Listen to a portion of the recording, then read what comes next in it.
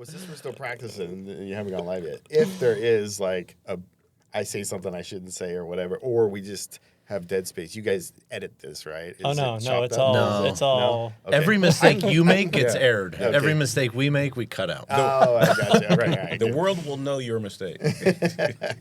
We do have a bleep button if right. But I shouldn't be doing that. But I'm just saying, as far as Just if wait. I draw a blank and I'm sitting here like this for a while, I'm going, You're gonna feel a lot better after you hear the first episode. So okay. All right. trust me.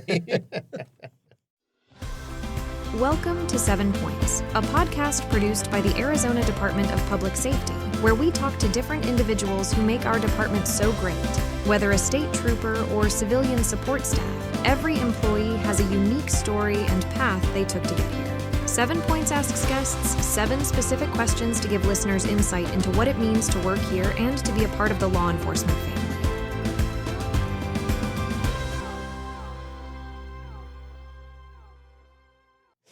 Oh, goodness. Well, good morning, everybody. Good afternoon, good evening, whenever you're listening to this, watching us here.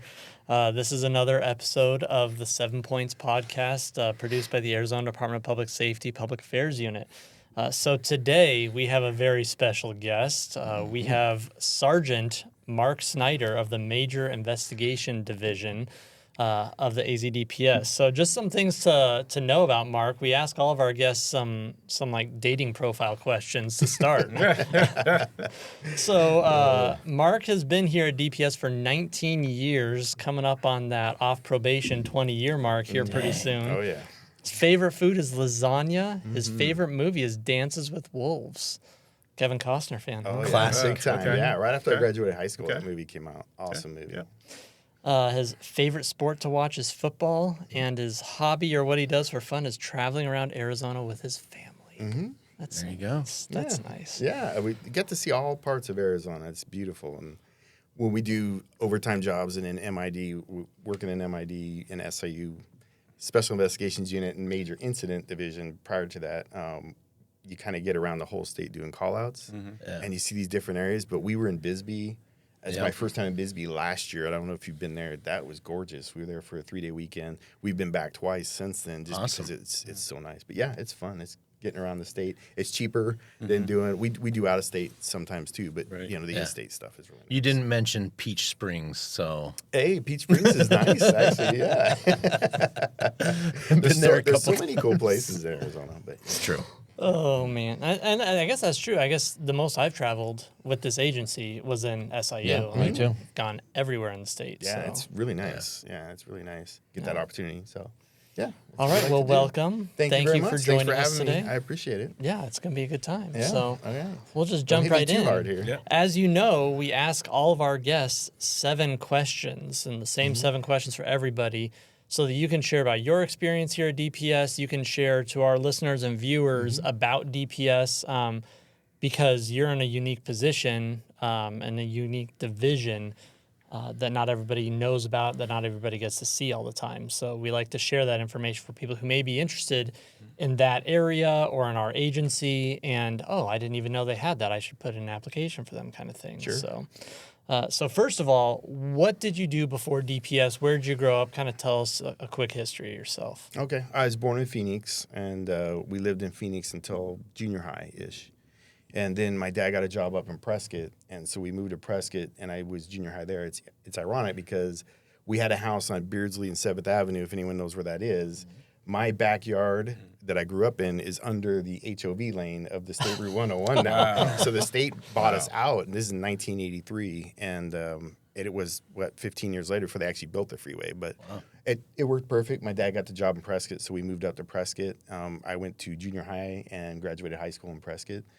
And after about a year of living up there, I worked for a grocery store called Smith's, and I started there when I was 16 and moved into management, came back to Phoenix. That's where I met my kid's mom, had 2 children down here in Phoenix, and I pretty much lived in Phoenix for the majority of my life besides Prescott.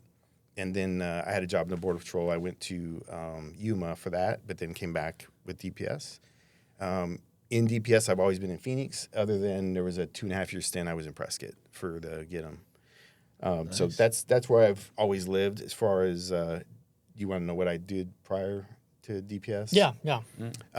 First job was a paper route. You know, I delivered the Phoenix Gazette and the Arizona Republic, and then the Prescott Daily Courier when we moved up there. You had to be 15 and 7 months old to get a job that paid, taxes and all that. So I got a Dairy Queen job at that age. 16. Did you do the tip thing? No, then, or? I wasn't. Okay. I wasn't allowed to deal with customers. So I was 15 and 7 months. So you had to be 16 to deal with customers. Right, But when I right. turned 16, I got a job at Mickey D's, and then I took the job at Smith's, and I was there for many years until I got out. And then when I got out, I said I want to do something different. I like finance. Okay. So I got my security license, and one of my buddies worked at MetLife Securities. So I got a job there, had to get my insurance licenses, and did that. And then I transferred to the Vanguard Group, which, if you're familiar with them, they're a mutual fund company. They had an office up in Raintree in the 101. And I worked up there. I was a stockbroker in the retirement center. And we got to deal with everyone's 401ks and TSAs and our stuff that we have, Roth IRAs and deferred comp and all that. So it gave me a good background on the finance side. But So you're saying I should send you my portfolio when we're done with all this? no, you don't want to trust me. Yeah, I was going to ask you to do my taxes. No, you don't want to trust me.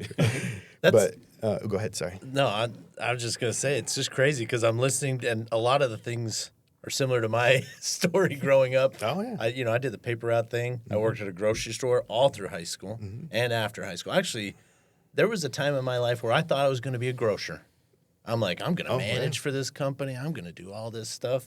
I actually really enjoyed it. There's something about grocery work that is actually kind of fun. It was fun. The days go by quick. Yeah. The hours were, You got at to least ours were terrible. face all the shelves and keep everything nice. And running the back of house was fun and all that. That's kind of crazy. Yeah. And then I worked at a bank, which I don't even want to get into that experience, but it was all right. There's a reason why I'm here. Right. Yeah, See, the closest I ever got to grocery work was living in California. They had some, not riots, not protests. They went on strike. All the Strike. grocery store workers went on strike. And I was in high school. I didn't have a job, and I was like, I might be a scab right now. They're making some good money over here. I didn't do it, but I was very close to doing that. But I was like, I'm not going to cross that line. I'll grocery stand in work's beneath you? solidarity with them. Grocery work is beneath you, or Oh no, I didn't want to cross the line. I heard the same thing. All right, sorry, go ahead. Oh, no, you're fine. So a buddy of mine, he was Glendale PD, and I did some ride-alongs with him, and he said, Mark, you really should think about law enforcement.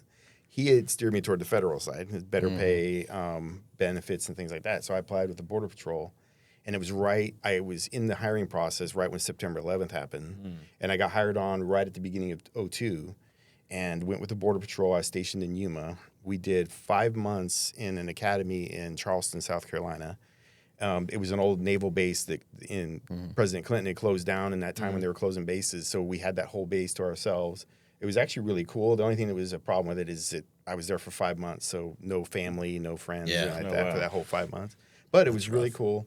Came back, worked the Yuma sector my whole time with Border Patrol for 3 years. And then I eventually came to DPS in 2005. There were pretty much two reasons why I would say I left Border Patrol, because it was a great job. It was an awesome job. Very exciting, a lot of stuff. We had good pay, good benefits, things like that. One was I was no longer with my kids' mom, so they were still living in Phoenix. So it was hard to get from Yuma to Phoenix on our 2 days off. Our schedules were, we would do 1 month rotations. So my whole unit, we were the Bravo squad. We would work day shift for a month, swing shift for a month, and then midnights for a month. And the other two squads did the same thing. So every month you rotated. man, that's rough. And every 2 weeks, your boss wrote your schedule. So you would usually get 2 days off in a row, but 1 week it was Monday, Tuesday. The next week it was Wednesday, Thursday, or whatever. So you never could rely on your schedule. So that made it hard to get down to see my kids. The second one is my views a little bit on immigration changed over that time, and it was really hard to see some of the stuff we saw, only because the people, I will tell you this much, the people that I've had contact with in law enforcement were the most respectful people that I had contact with when I was with the Border Patrol. They were that culture is very respectful of authority, of law enforcement.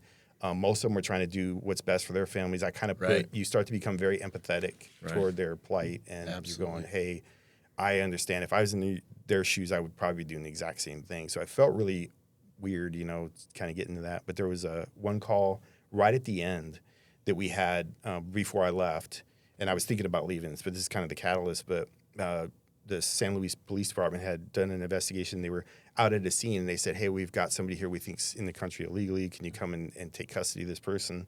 So they sent me over there. I went to go take custody. And talking was a female, and talking with her, the reason she was even there is she lived down the street. She heard a domestic going on. She came out, as did some other neighbors. San Luis PD showed up, and they were dealing with a domestic. She was a witness. So they were talking to her about what she witnessed, and somebody decided to ask her questions about her status. So now they were giving her over to me. So I said, hey, where do you live? She said, I live right down the street here. I said, do you live by yourself, or is anyone else there? She goes, yeah, my 2 kids are there. How old are your kids? They're 8 and 2. I said, okay, well, we can't leave them there. Let's go to your house. We go over to her house. The kids are both born in the United States, so per law, they're U.S. citizens. The 2 children are. And the son, who's 8 years old, very respectful, spoke English perfect. They went to school here in the United States and all that. So I called my boss and said, listen, we got letter of the law, spirit of the law.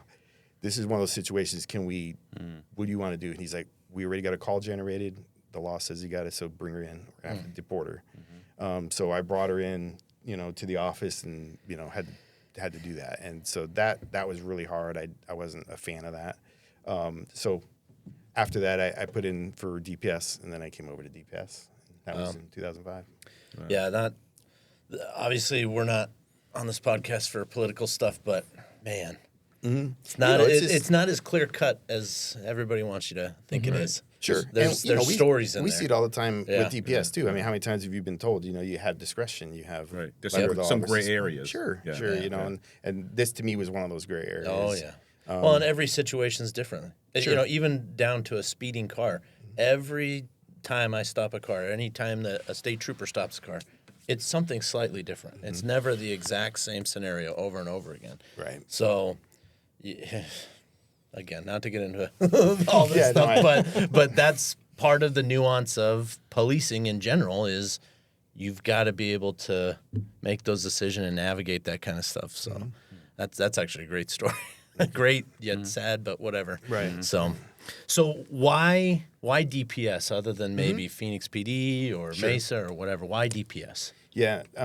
So again, I wanted to get back to Phoenix. So you're right, and it could have been any of the agencies in Valley here that I would have gone for. But the reason I chose DPS was I knew myself. I get antsy, right? I know I'm going to be okay for a few years in one position, but I'm going to want to do something different or move or do something like that. And I knew DPS, you could go anywhere in the state. You don't have to. If I worked for Phoenix PD or Mesa, nothing against that, but I would have to live in those cities my entire career. But DPS, I could go to Prescott, Flagstaff, Tucson, wherever, and move around. And then secondly there were so many different units at DPS. When I was in Border Patrol, that was really nice about the Border Patrol is I was on the bike squad, the quads. We did quads. I was on an EMT. We did search and rescue. So you had stuff like that at DPS. I just thought the opportunities were there. If I wanted to do those kind of things, DPS had the most opportunities to do that, and I could move anywhere in the state. Yeah, that is honestly, I'm with you. Actually, I get not that I don't jump a lot. Like I'm not doing 1 year moving, but I mean I like to know that I can try a bunch of stuff. You know what I mean? Hey, let's say there was a time where they were like, hey, we need EMTs. Does anybody want to go to EMT school?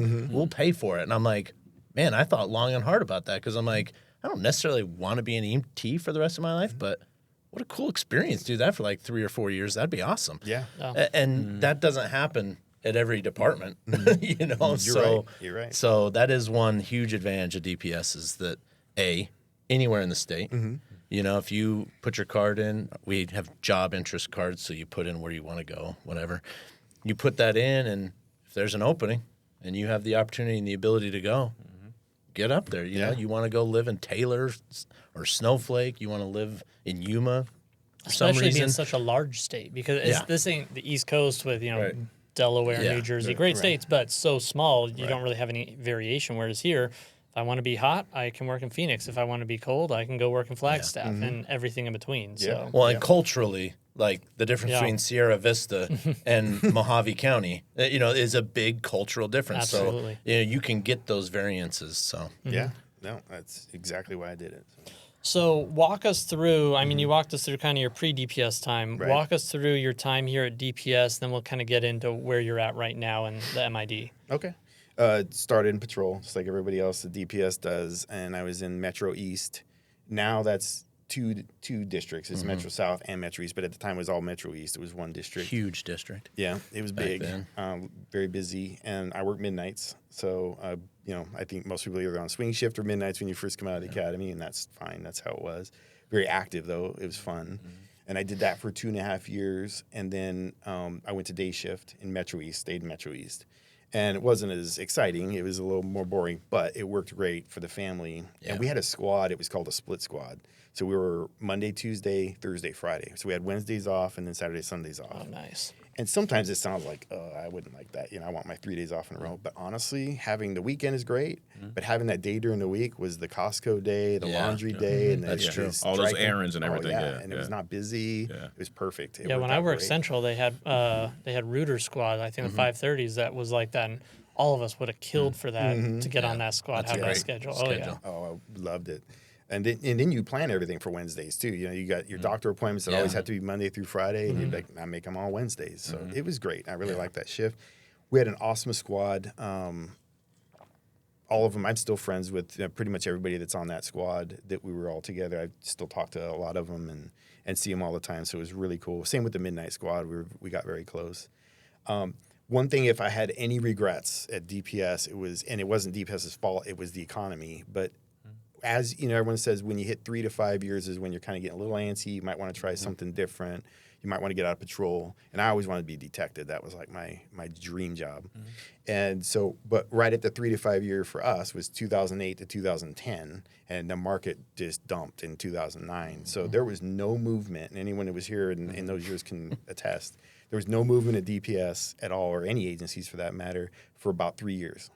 And there's this huge backlog of people. So I was on patrol for a total of 10 years. If I could do it over again, I would have been patrol maybe 5 to 7 years and then gone as a detective sooner. But it just didn't work out that way, and that's fine. I understand that. And that happened to a lot of people as well. But when I did get the opportunity to get out of highway patrol, I had a really good sergeant, is Matt Murray, and he steered me. He's okay. Matt's a great guy. He's a captain now.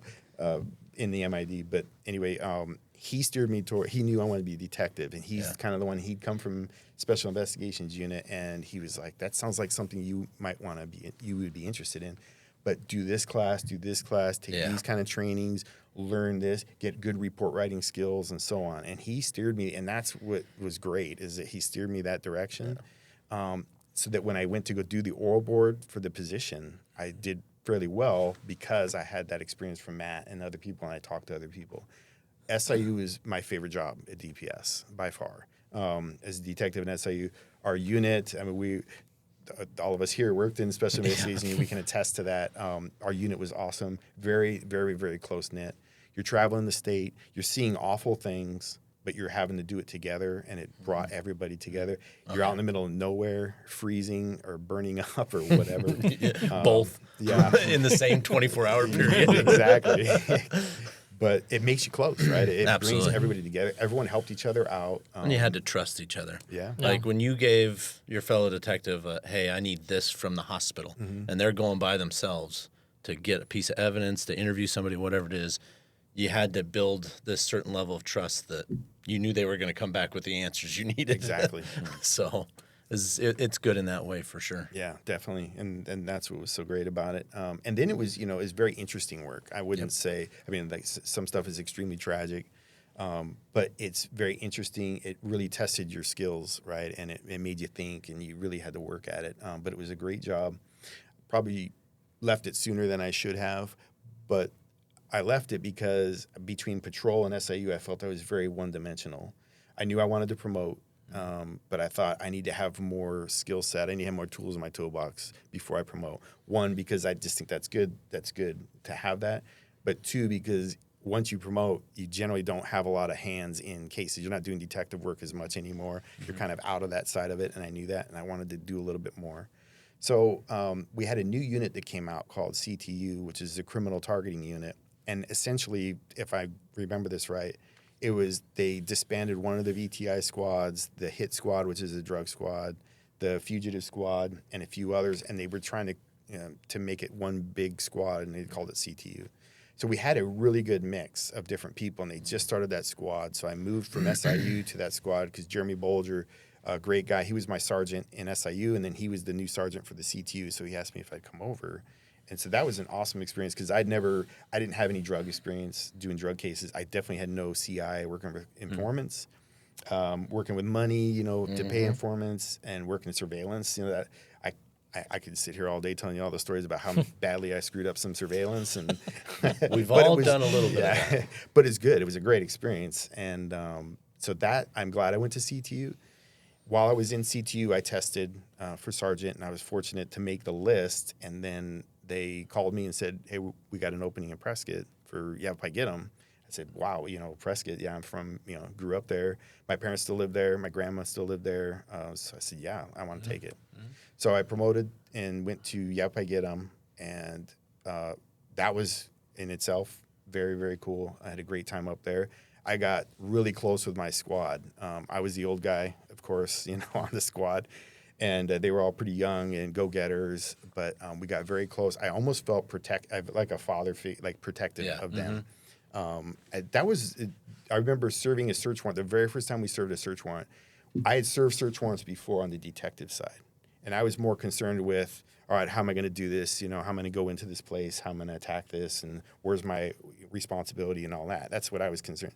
As a supervisor, I was like, I hope nothing happens. I just keep feeling like my kids are going in there and they're running across the street with traffic, and I'm like, oh my gosh, someone's going to get hit. And that's how I felt. It was like I just was so protective. It was my stomach was just, I can't even explain. Which is something that a good sergeant would say, everybody, by the way, is what he just said. So you want a sergeant that's like that feels like he's your father and that he has to protect you. So because all of us have been there as new troops doing new things, doing the exciting, cool stuff. And sometimes we're more concerned with doing the cool, exciting stuff than doing it safely.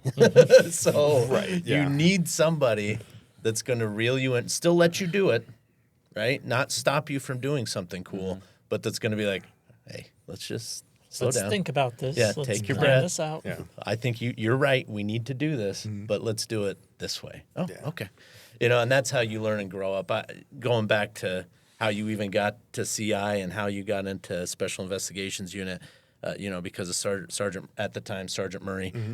I think each of us could probably tell a story about a sergeant that helped us get to that next level. Sure. Mine is David Raphael. He's a lieutenant now at El Mirage PD, but he's the guy that when we were on graveyards, he's like, hey, this is something that usually we'd call CI, criminal investigations, a detective out for. But I think we can do it.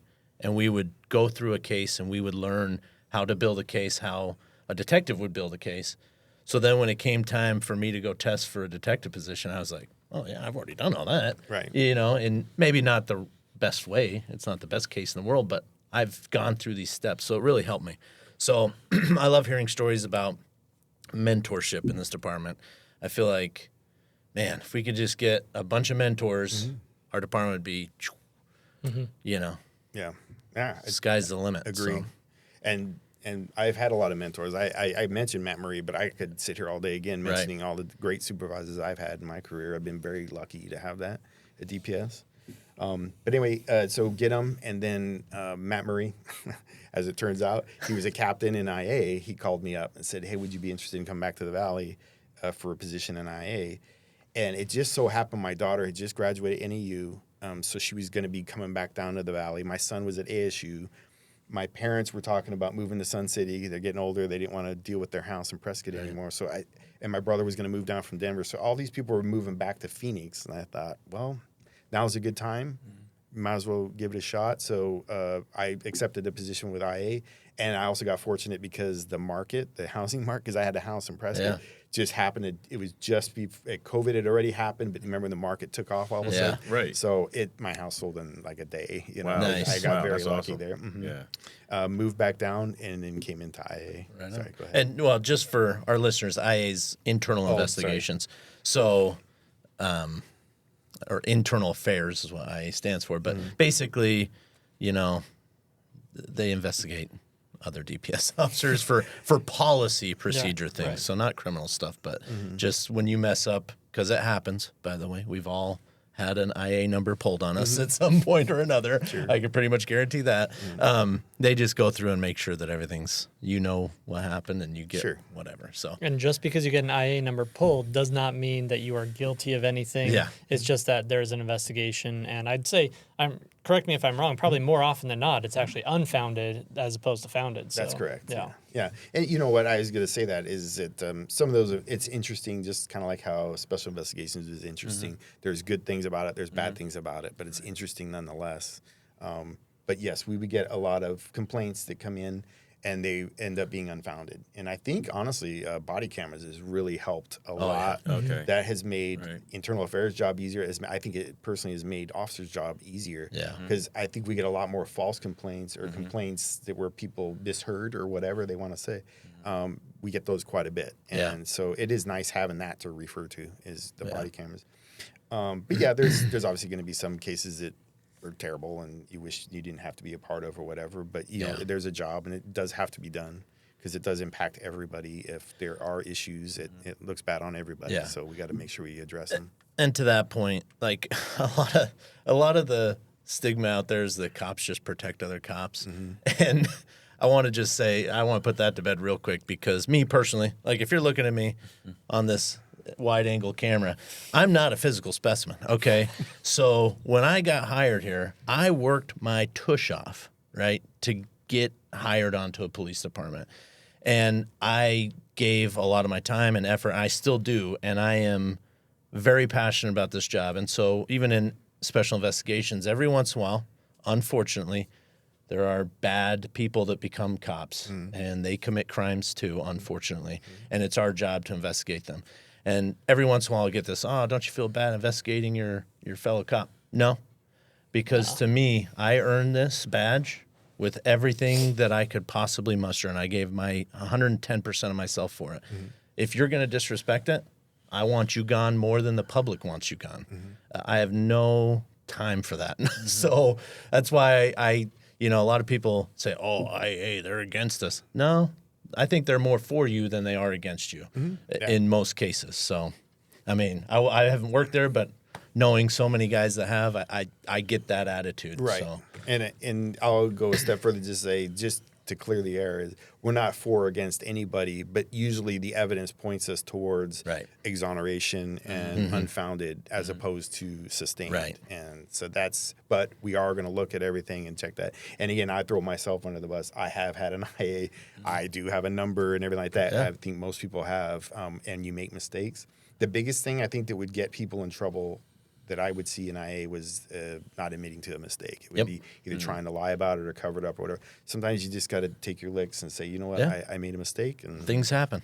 Just own it. Own it. Yeah. Take responsibility. Absolutely. And most people do, and that's good. So. And I think one thing that I think even the media, like movies, put out there is that IA, they're always on a witch hunt to try to find that guy. It's like, that's not how it works. It's you guys get a complaint. You guys aren't out there, doing surveillance on people that you have no you have no evidence on or anything. You get a complaint, you investigate the complaint, and that's it. It's not you guys being proactive and trying to find somebody. So yeah, that's correct.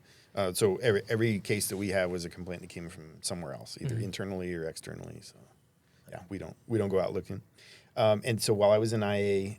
Tanya Noah, she's a captain. She's retired from DPS. She had asked me if I would be interested in coming to CID division and being an admin sergeant. And I can tell you, up until that exact moment, I had never had any aspirations to be an admin sergeant.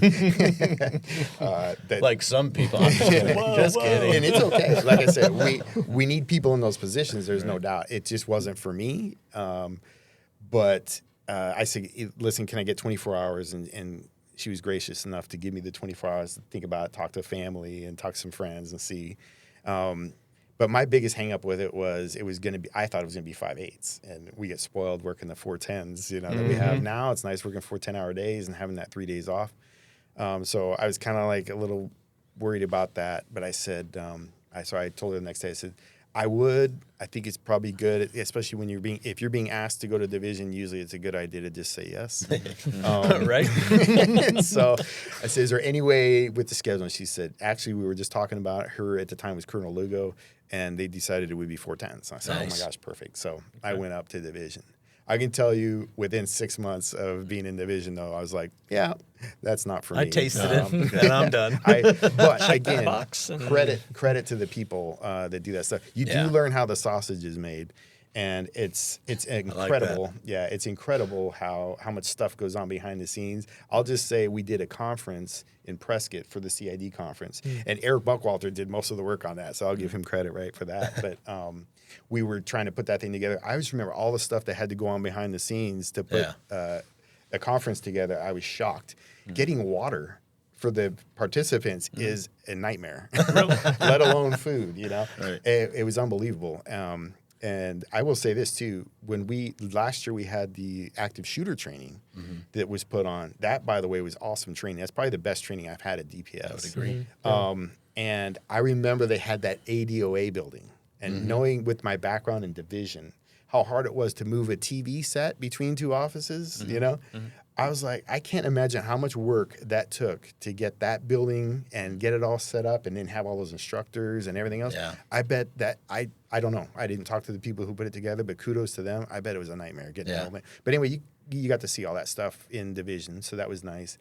But they were aware, to their credit, Tanya said, if it's not for you, let me know, and that's fine, and we'll find something else. So I talked to her about it. She said, okay. I got lucky because Sergeant Matt Monaco was in MID, or Major Incident Division, and he was retiring. And so I knew there was a position opening up. Gunner Hancock was the captain, and he and I worked together in Special Investigations Unit. I loved Special Investigations Unit and MID. We'll talk about it in a minute, but MID was very similar in what it does to the Special Investigations Unit. So I said, I think that'd be a cool unit to go to. So I reached out, talked to some people over there in the MID that were already there, and I was lucky enough to get moved over there once Matt retired. So, and that's where I'm at now.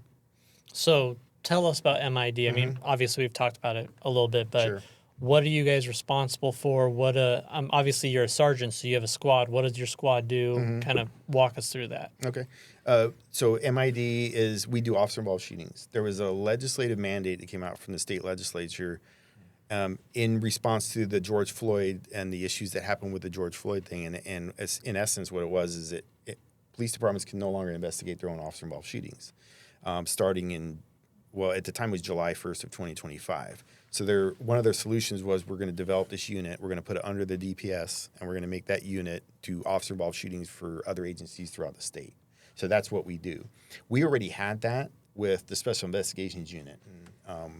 Special Investigations Unit did officer-involved shootings at the request of other state agencies. But now this is going to be the official legislative mandate. It was going to be funded separately from the DPS, but it was going to fall under the umbrella of DPS. So that's what the MID does. We went live with doing that portion just recently. Our major crimes district now does some of the other investigations that SIU used to do and MID used to do, and now they've taken care of it. And now we're strictly either officer-involved shootings, or we'll do cases at the request of a chief. So if a chief or a sheriff asks us to do a case on one of their own people, or a case on a council person, or anything, whatever they ask us to do, we still do those as well. But mostly it's going to be officer-involved shootings.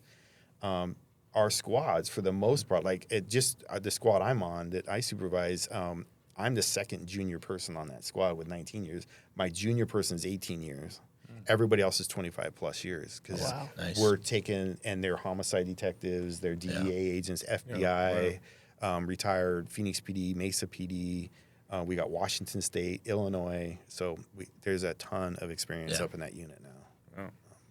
I'm the one who doesn't know what's going on, really. I mean, I ask them questions all the time because they have so much experience up there. But it's great. So we have that. Starting on January 1st, we're going to be taking Phoenix PD shootings. We've had an agreement with Phoenix PD.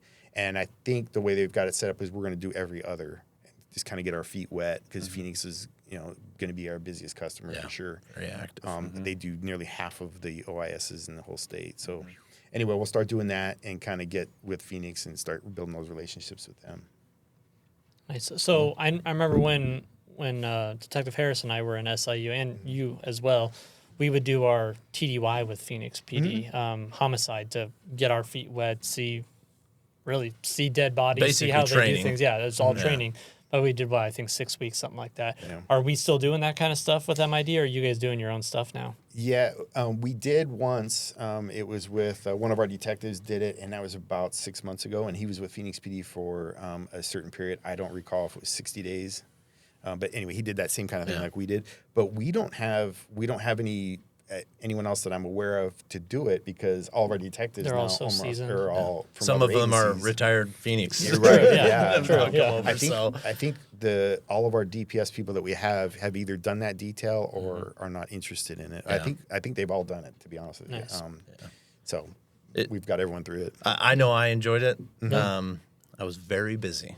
Let's just say that. Yeah. There was not a night, basically, that I didn't get a phone call of some sort. So, and you can say that's unfortunate. I probably would, because if I'm getting a phone call, something bad has happened. Right. So, but you learn a lot from them. They're very one after the other, and you learn a lot doing it in repetitions like that. So, it's very good. But I'm excited for MID because I think that this is going to sound bad. I feel like it should be here. I feel like the DPS should be the one that's responsible for that, and making sure that, and again, based on our time each in SIU where we did that for the department and then sometime for the smaller departments, it was a point of pride for me to go into another city, not because I thought I was better than them, but I'm like, hey, you can rest assured that we're coming in here to try and help you guys out and do this the best way that it can be done. Right. And I feel like that's the standard that we at DPS have for that type of investigation for sure. So Absolutely. Yeah. Yeah. Yeah. So we talked about what you've done at DPS. You've Right. done a ton of stuff. I feel like you've had a very lucky career. That's I how have. I would describe. That's how I describe my career. Yep. I feel like I've just been lucky. I've been, oh, hey, here's this. Oh, okay, yeah, I'll try that. What is your favorite part about your time at DPS? The people, for sure. My best friends at DPS, all of my good friends. My girlfriend works for DPS, so it's like everybody, all the important people in my life that aren't family are from DPS. So that's by far the best part about it.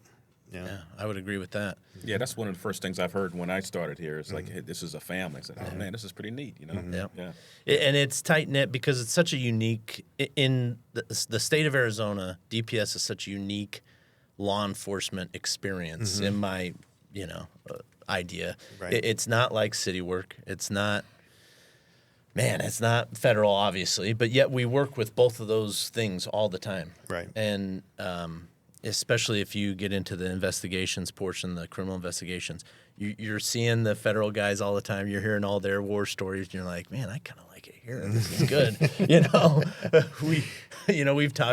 I talked to some of the younger guys out there, and like, oh, I think I should have gone federal. I'm like, I don't know. We got it pretty good here. We do, if you yes. think about Yeah, it. we So, do. Yeah, for sure. lots of opportunities. But so that's your favorite part about DPS. Uh-huh. What is your dream job? I think you already kind of said it. I but did, yeah. Special investigations unit. Yeah. I love being a supervisor, and it pays a little better too. So Right. I'm not going to sit here, especially as I'm getting closer to retirement. Your pay is important as well. But apples to apples, everything being the same as it is now, I would go back to special investigations and be a detective. Yeah. That was my favorite job, and that's my dream job. For Good sure. times. And you got to, again, I'm going to repeat what you said before. Okay. DPS gives you opportunities, and you can indeed just follow your passion Yes. at DPS. And there's opportunities for that. There's always openings Yep.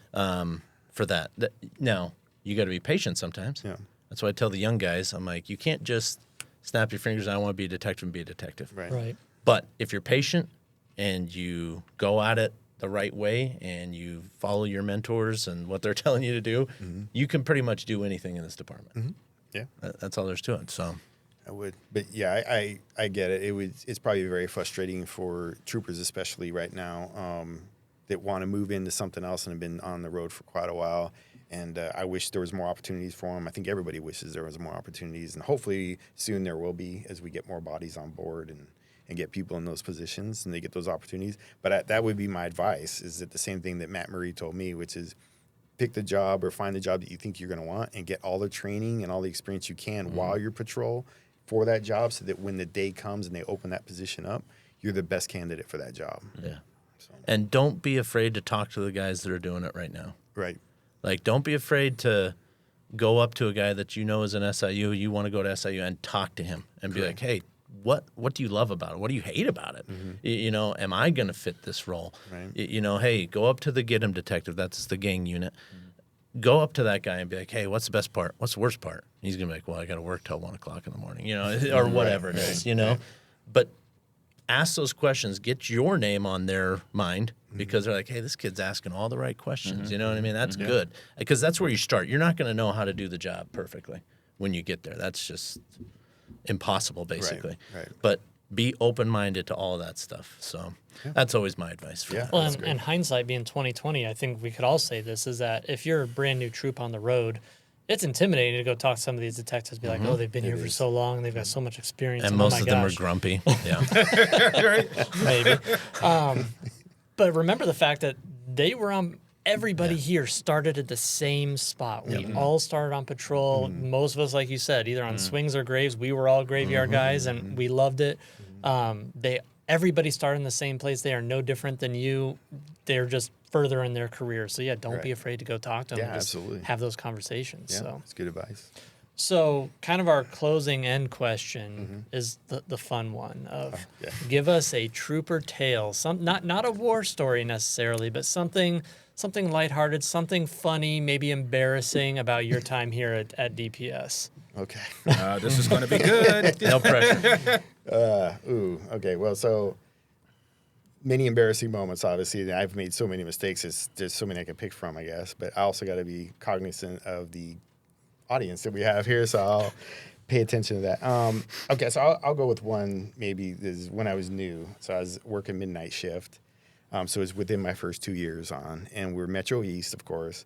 And I'm out there working we all had Crown Vics at the time, so I'm in my Crown Vic. I'm on the US 60, and they put out a call for a wrong way. Got a person driving the wrong way on the US 60. I happen to be the closest unit to whatever it was. So I start going, and now if you're not familiar with US 60, call it near rural or wherever there's a median wall, and then above that wall there's a chain link or like a fence that you can see through.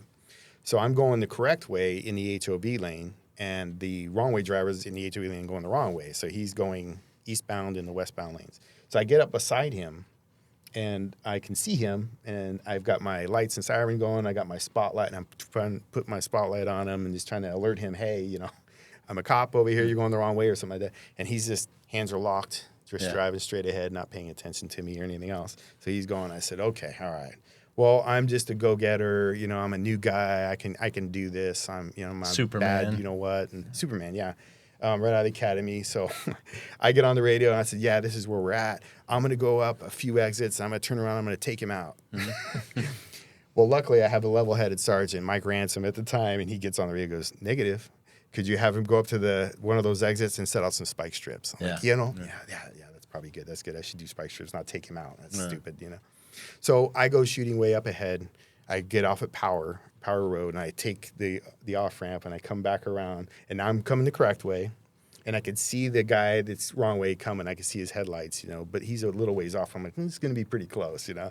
So I come down the on-ramp, and in that part right there, it's about 6 lanes and an HOV lane. So I come in, we call it number 2 lane. It's about the middle.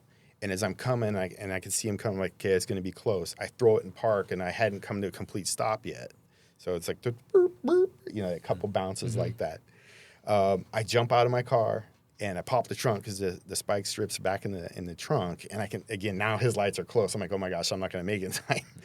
Never did the thought enter my head that all he had to do was turn his wheel about 2 inches to the left, and he takes me out in my car and everything else, right? I didn't even enter my mind at all. But I go back there and I grab my spikes, and if you guys know the spikes, it's like a Z, right? It's 3 different sections that are combined together with a cloth or whatever. So I grab it like this, and as I'm coming out around the side of my car, he's right there. I'm like, I'm not going to make it. So I just chuck the whole bundle. It goes flying through the air like this, and he hits it with his front bumper, knocks it off, and keeps going. I'm like, oh. I put out with the radio. Negative on the spikes, he's still going. So I could see our other units on the correct side, and they go flying by me. So I'm going to get back in the fight. I'm going to run back over to my car. I jump back in my car, and I'm trying to put it in drive, and it won't go into drive. It won't come out of park.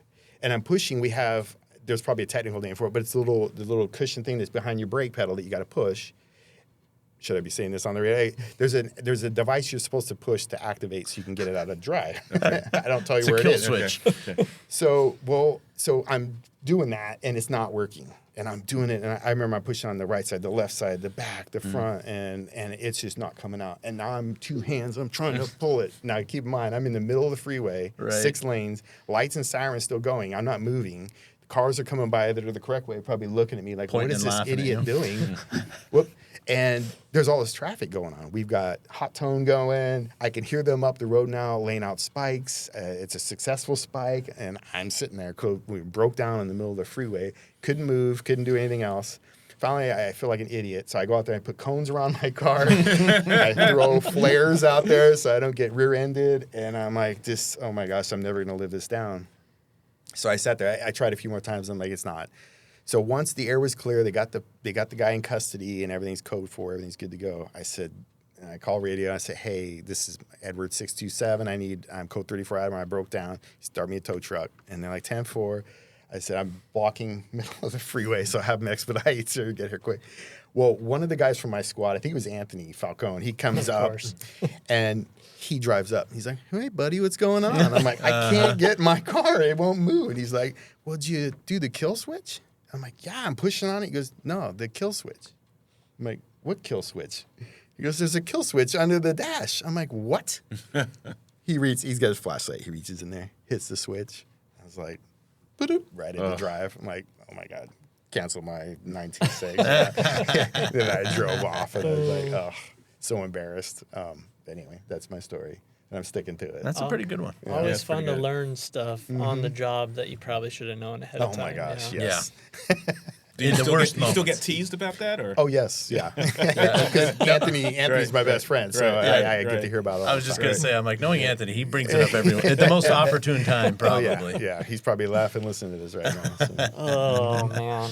Well, Mark, thank you for your time with us today. Yeah, thank you for having me. Thank you for explaining what MID does and what you do in your career. And we hope it's inspired some other people, some of our viewers and listeners. You too can be a seasoned detective yeah, at DPS. It's true. It's true. Yeah. But yeah, thank you so much. You're welcome. Maybe we'll have you back someday. Tell us some more instances where you didn't know about your own car, and it'll be a good time. So Thank you. thanks All for right. having us All right, today. thank you for having me. Thank you. From You're 7 Points, thank you for listening or watching, and we'll see you on the next episode. See ya. Bye.